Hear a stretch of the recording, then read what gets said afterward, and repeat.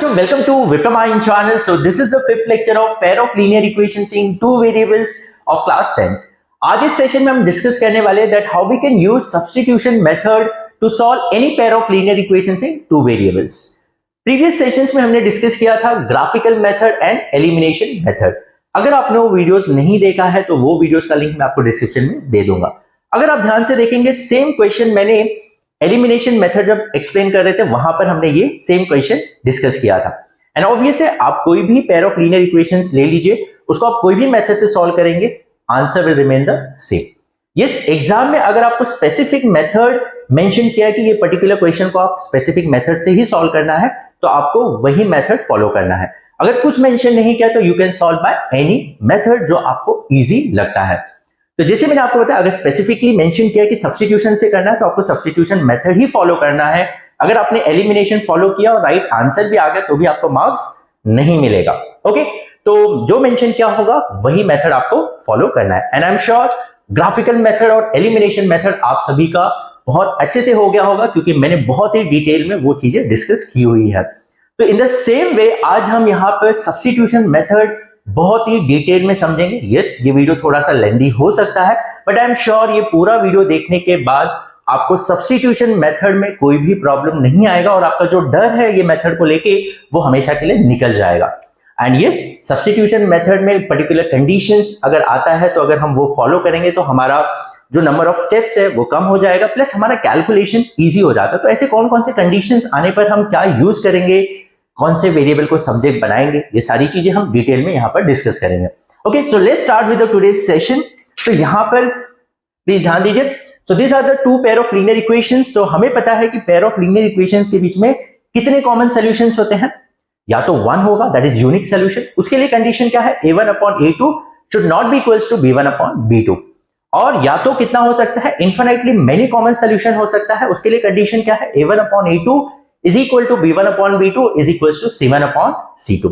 या तो no common solution हो सकता है दैट इज पैरेलल लाइंस. तो वहां पर कंडीशन क्या होता है, a1/a2 is equal to b1/b2 but not equals to c1/c2. And obvious है कि आपको x और y का वैल्यू तभी निकालने दिया जाएगा या बोला जाएगा जब वहां पर यूनिक सोल्यूशन होगा. तो कभी कभी आपको कंडीशन चेक करना पड़ेगा. तो जैसे अगर आप यहां चेक करेंगे तो देखिए a1/a2 5/3, b1/b2 -3/1. So a1/a2 is not equals to b1/b2. Obvious है यहाँ पर यूनिक सोल्यूशन होगा. ओके, अब जैसे कि यहाँ पर सब्स्टिट्यूशन मेथड है तो सब्स्टिट्यूशन मेथड में हम क्या करते हैं, प्लीज ध्यान दीजिए. यहां पर जैसे कि दो अननोन है x और y, तो यहां पर हम एक इक्वेशन को ऐसा बनाएंगे ताकि वो एक ही वेरिएबल में कन्वर्ट हो जाए. क्या हो जाए, एक ही वेरिएबल में, या तो वो x के टर्म्स में पूरा कन्वर्ट हो जाए या तो y के टर्म्स में कन्वर्ट हो जाए. तो ऑब्वियस है मुझे ये रिलेशन निकालना पड़ेगा कि x और y के साथ क्या रिलेशन है. ओके, तो उसके लिए हम क्या करेंगे, प्लीज ध्यान दीजिए. ये दोनों ही इक्वेशन में कोई भी एक इक्वेशन आपको सिलेक्ट करना है और उसमें एक वेरिएबल को आपको सब्जेक्ट बनाना है. क्या सब्जेक्ट बनाना है, मतलब x इक्वल्स टू जो भी सारे वैल्यूज होंगे उसको एक साइड रखना है और x एक साइड होना चाहिए. तो आपको x in terms of y मिल जाएगा या y in terms of x हो जाएगा. अब जैसे कि एक एग्जांपल, अगर ये क्वेश्चन मेरे सामने आता है तो यहां पर मैं सेकेंड इक्वेशन को सिलेक्ट करूंगा क्योंकि सेकेंड इक्वेशन को सिलेक्ट करने पे मेरा कैलकुलेशन थोड़ा सा इजी हो जाएगा. आप फर्स्ट इक्वेशन को भी सिलेक्ट करके कर सकते हो, मैं दोनों ही आपको मेथड बताऊंगा. बट जैसे कि हमें पता है कि किसी एक वेरिएबल को करना है तो मेरे सामने अगर ये क्वेश्चन आता है तो मैं सेकेंड इक्वेशन लूंगा और सेकेंड इक्वेशन में भी y को सब्जेक्ट बनाऊंगा. तो आपको ये देखना है अगर आपके पास जो पेयर ऑफ लीनियर इक्वेशंस दिया है उसमें किसी एक वेरिएबल का अगर कोएफिशिएंट 1 है तो उसको आप सिलेक्ट करो. क्यों, क्योंकि उससे आपका कैलकुलेशन इजी हो जाएगा. क्यों होगा वो हम यहां पर देखेंगे. और जब कोएफिशिएंट किसी का भी 1 नहीं होगा तो ऑब्वियस है वहां पर किसी ना किसी को तो आपको सिलेक्ट करना पड़ेगा. तो वो वे भी मैं आपको बताऊंगा. यस, तो प्लीज ध्यान दीजिए.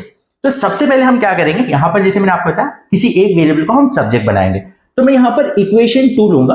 तो taking equation 2 is that is 3x plus y is equal to 2. अब मैं ये क्या करूंगा, y को सब्जेक्ट बनाऊंगा. y को सब्जेक्ट मतलब y is equal to 3x को यहां ट्रांसपोज करूंगा तो 2 minus 3x. So now this will become equation number 3. देखो इक्वेशन 2 ही है, जिस इसको हमने थोड़ा सा पोजीशन चेंज कर दिया तो थोड़ा दिखने में अलग हो गया, तो इसलिए हमने इसको इक्वेशन 3 मान लिया। अब ये जो इक्वेशन 3 है, मतलब y is equals to in terms of x, अब y का वैल्यू जो यहां पर आया, अब वो हम इक्वेशन 1 में सब्स्टिट्यूट करेंगे। किसमें करेंगे?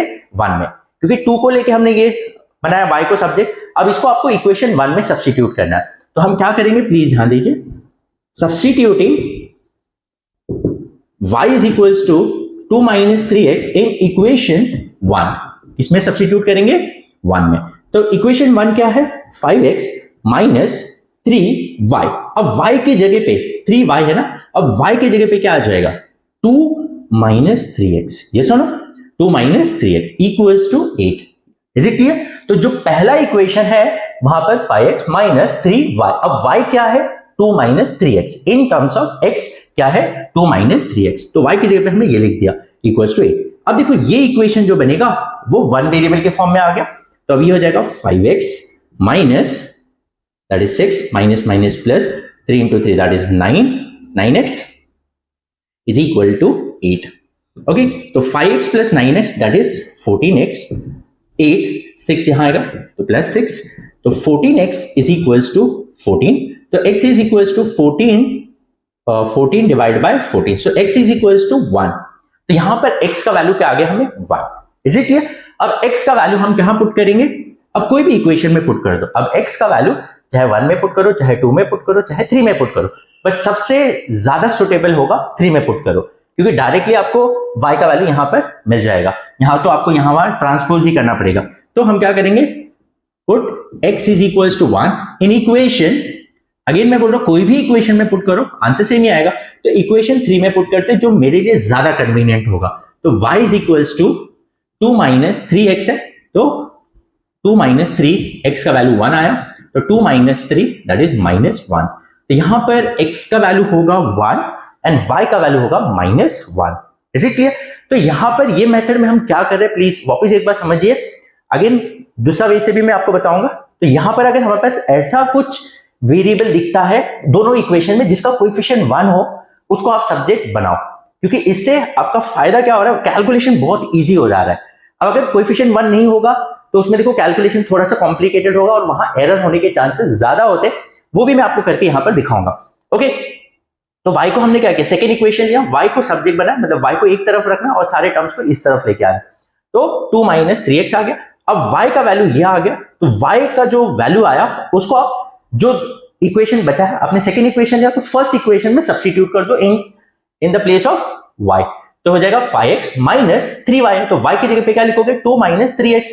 अब ये जो इक्वेशन बनेगा वो 1 वेरिएबल के फॉर्म में होगा और यहां पर आपको x का वैल्यू मिल जाएगा, and once you get the value of x just substitute in any of the equation you will get the value of y, but सबसे कन्वीनियंट होगा इक्वेशन 3। Is it clear? तो यहां पर y का value minus 1 आ गया। Is it clear? अब अगर for example please ध्यान दीजिए, ये हमारा सोल्यूशन आ गया, बट अगर ऐसा कुछ कंडीशन आता है,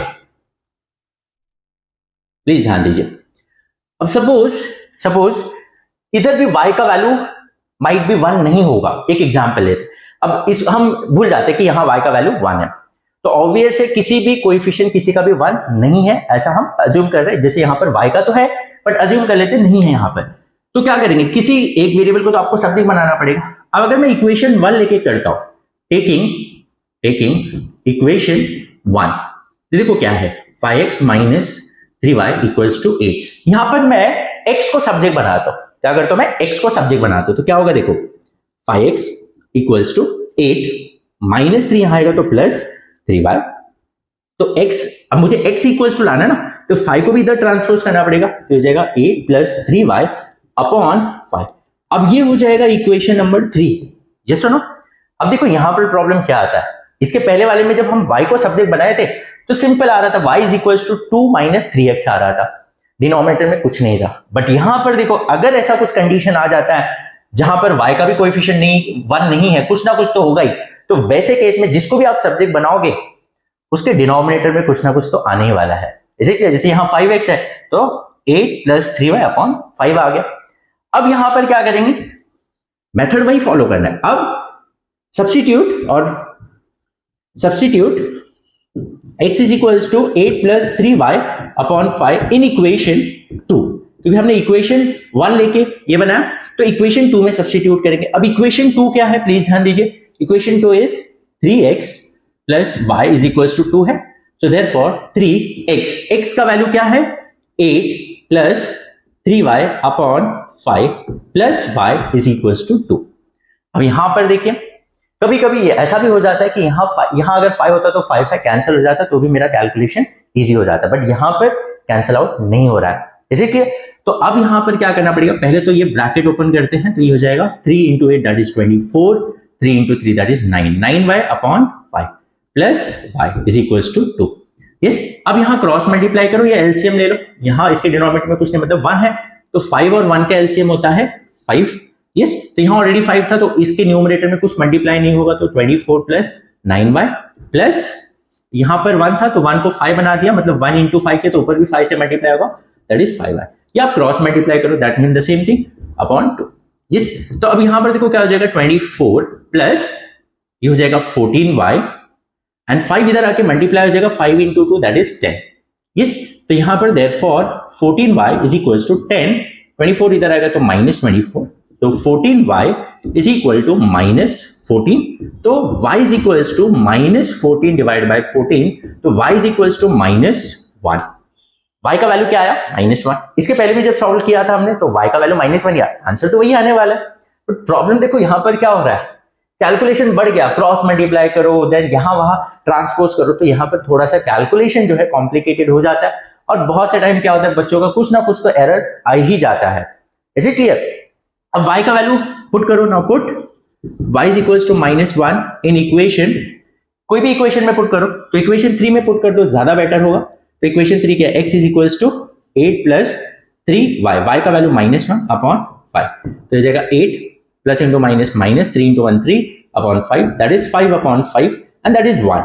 तो आंसर तो वही आ रहा है, लेकिन यहां पर अगर मैं x को सब्जेक्ट बना के कर रहा हूं तो मेरा कैलकुलेशन थोड़ा सा क्या हो गया, कॉम्प्लिकेटेड हो गया। हाँ या ना, मतलब फ्रैक्शन आने के बाद यहां वहां बहुत सारी, लेकिन y को जब हमने सब्जेक्ट बनाया था इक्वेशन 2 लेके तो मेरे लिए इजी था। यस, तो अगर ऐसा क्वेश्चन आपको दिखता है जहां पर किसी का कोएफिशिएंट क्या है 1 है, उसको आप सब्जेक्ट बनाओ, इससे आपका कैलकुलेशन इजी होगा। Is it clear? लेकिन अगर अब यहां पर अगर 5 आ गया होता, एक एग्जांपल 5 या सपोज मैंने यहां पर 7 ले लिया, तो आपके पास ऐसा कोई ऑप्शन ही नहीं बच रहा जिसका कोई किसी का कोएफिशिएंट 1 है, तो ऑब्वियस है यहां पर अब फ्रैक्शन में तो आएगा ही आएगा, आपको क्या आएगा, फ्रैक्शन में तो आना ही है, और कैलकुलेशन थोड़ा सा कॉम्प्लिकेट होना ही होना है। बट अगेन मैं बोल रहा हूं, अगर आपके पास ऐसा ऑप्शन दिखता है किसी का कोएफिशिएंट 1 है, जैसे y का कोएफिशिएंट 1 है तो उसको सब्जेक्ट बना लो, या अगर आपको लगता है यहाँ x का कोएफिशिएंट 1 है तो उसको सब्जेक्ट बना लो, या कोई भी इक्वेशन में, ऐसा जरूरी नहीं, यहाँ पर सपोज यहाँ पर x ऐसा होता है x minus 3y equals to 8, तो यहाँ पर मैं x को सब्जेक्ट बना लेता। समझ में आ रहा है? तो ये चीज आपको फॉलो करना है, जिसका कोएफिशिएंट 1 है, अगर आपके पास ऐसा ऑप्शन आ रहा है तो उसको सिलेक्ट करो, आपका कैलकुलेशन ईजी होगा, और नहीं है तो एट द एंड आपको वही फॉलो करना है। होप आपको सब्स्टिट्यूशन मेथड समझ में आया। तो आपको क्या करना है, किसी एक वेरिएबल को सब्जेक्ट बनाना है। सब्जेक्ट मतलब क्या हुआ, वो वेरिएबल को दूसरे वेरिएबल के टर्म्स में लिखना है, तो वो वेरिएबल को एक साइड रखना है, उसके साथ कोई भी कोएफिशिएंट भी नहीं रहना चाहिए, जो भी रहेगा उसको वहां ट्रांसपोज कर देना, एंड इन टर्म्स ऑफ दूसरे वेरिएबल में आपको आ जाएगा। फिर जो इक्वेशन को आपने लिया है वो इक्वेशन में नहीं सब्स्टिट्यूट करना, जो बचा हुआ इक्वेशन होगा उसमें सब्स्टिट्यूट करना है। जैसे यहाँ पर इक्वेशन 1 लिया, x को सब्जेक्ट बनाया, तो अब इक्वेशन 2 में अब x की जगह पे ये वैल्यू पुट करोगे और सॉल्व करोगे। Is it clear? समझ में आ रहा है?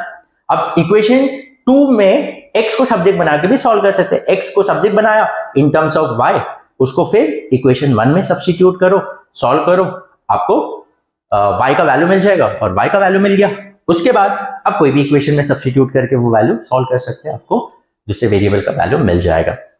Hope you have understood. If still you have any doubt in any of the step, ये मेथड में कुछ भी अगर आपको लगता है प्रॉब्लम है, अभी भी नहीं समझ में आए, तो आप मुझे कमेंट सेक्शन में बता सकते हैं, एंड इसे हम डिटेल में और डिस्कस कर लेंगे। एंड कमिंग जो सेशंस होंगे उसमें हम ऑलमोस्ट हमारे तीनों मेथड हो गए। अब एक मेथड जो रह जाता है हमारा वो है ASA मेथड, क्योंकि क्रॉस मल्टीप्लिकेशन मेथड तो है नहीं इस साल, तो ASA मेथड जो है वो पर्टिकुलर कंडीशन में ही अप्लाई करना होता है, वो हम कमिंग सेशन में डिस्कस करेंगे। तो उसके बाद हमारे जो मेन जो मेथड्स है वो सारे मेथड्स कंप्लीट हो जाएंगे, क्योंकि लीनियर इक्वेशन में अगर आपको ये चारों ही मेथड अच्छे से आता है that is graphical method, elimination method, substitution method and in certain condition A method जो हाँ यूज होता है। अगर आपको ये आता है तो ये जो चैप्टर है वो बहुत इजी हो जाता है, बिकॉज एट देन आपको इक्वेशन ही सॉल्व करना है और बहुत इजीली आप ये चैप्टर को कंप्लीट कर सकते हैं। तो ये सारे मेथड सीखने के बाद हम वर्ड प्रॉब्लम्स सीखेंगे जो टेक्स्ट बुक के अंदर है एनसीईआरटी के, वो सीखेंगे और एक्स्ट्रा क्वेश्चंस में and already extra question previous year जो था लास्ट ईयर हमने ऑलरेडी बहुत सारे क्वेश्चन डिस्कस किए हुए जो 5 मार्क क्वेश्चन के लिए ये सब आते हैं, तो आप वो प्लेलिस्ट में जाके चेकआउट कर सकते हैं important question for board examination 2023 and 2024 के लिए। एंड हम ये सोच रहे हैं कि पैरेलली लीनियर इक्वेशन तो हमने स्टार्ट किया, फर्स्ट 2 चैप्टर्स तो ऑलरेडी हो गया, linear equations sorry real numbers हो गया है, पॉलिनोमियल्स हो गया, लीनियर इक्वेशंस भी ऑलमोस्ट हमारा 60 to 70% देखा जाए तो हो चुका है। तो हम सोच रहे पैरेलली एक और चैप्टर स्टार्ट करें, आइदर क्वाड्रेटिक स्टार्ट करें या ट्राइंगल स्टार्ट करें। आप मुझे कमेंट सेक्शन में बता सकते हैं कि कौन सा चैप्टर पैरेलली हम और एक चैप्टर स्टार्ट करें ताकि वो चैप्टर्स भी आपके पैरेलली होते जाए। तो ट्राइंगल स्टार्ट करें कि क्वाड्रेटिक स्टार्ट करें कि कोऑर्डिनेट ज्योमेट्री स्टार्ट करें, आप जो भी चैप्टर बोलेंगे मैक्सिमम बच्चे जो बोलेंगे वो हम स्टार्ट करेंगे। एंड प्लीज आप लोग वीडियो देखते हो, बहुत सारे बच्चे देखते हैं बट वीडियो को लाइक नहीं करते हैं ना शेयर करते हैं, तो please share among your friends. इससे हमें एक मोटिवेशन मिलता है, यस हम जो समझा रहे हैं वो बच्चों को समझ में आ रहा है, प्लस और भी नंबर ऑफ स्टूडेंट्स हमसे कनेक्ट होंगे तो एक काइंड ऑफ मोटिवेशन मिलता है ताकि हम ज्यादा से लोगों से कनेक्ट हो सके। तो प्लीज मेरा रिक्वेस्ट ये है कि जब भी आप वीडियो देखते हैं अगर आपको समझ में आ रहा है तो लाइक करिए, नहीं समझ में आ रहा है तो डिसलाइक कर सकते हैं और आप कमेंट में बता सकते हैं कि मुझे नहीं समझ में आ रहा है, और अगर समझ में आ रहा है तो वो भी बताइए कि yes I have understood the concept and I am totally like confident about this particular जो भी मेथड आपने सिखाया। तो प्लीज ये सारी चीजें फॉलो करिएगा and please share among your friends also. So will meet in the next session, till then take care, bye bye.